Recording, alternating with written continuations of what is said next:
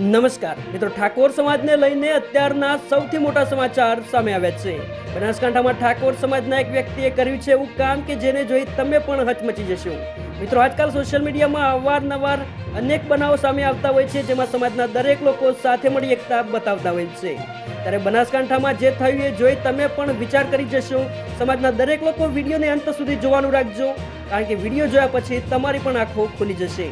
મિત્રો, હાલમાં સમાજને જો કઈ જરૂર હોય તો તે છે શિક્ષણ, મજબૂત સંગઠન અને ખાસ કરીને સેવાની। હાલમાં બનાસકાંઠામાં મેઘરાજાએ જે તાંડવ સર્જ્યું છે તે 2015 અને 2017 કરતાં પણ વધુ ભયાનક છે। લોકો પાસે કંઈ જ બચ્યું નથી। એક સાથે 19 થી 20 ઇંચ વરસાદ ખાબકી જતા સર્વત્ર જળબંબાકારની સ્થિતિ સર્જાઈ હતી।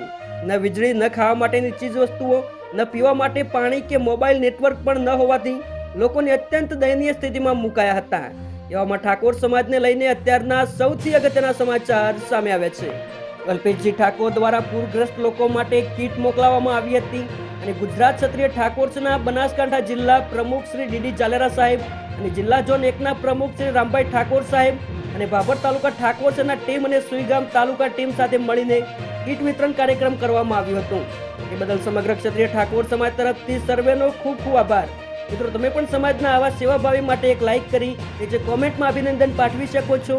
સાથે ઠાકોર સમાજના દરેક ન્યૂઝ અને અપડેટ્સ માટે તથા સમાજની એકતાનો એક મજબૂત મંચ બનાવવા માટે ચેનલને સબસ્ક્રાઇબ અવશ્ય કરો। જય માતાજી, જય ઠાકોર સમાજ।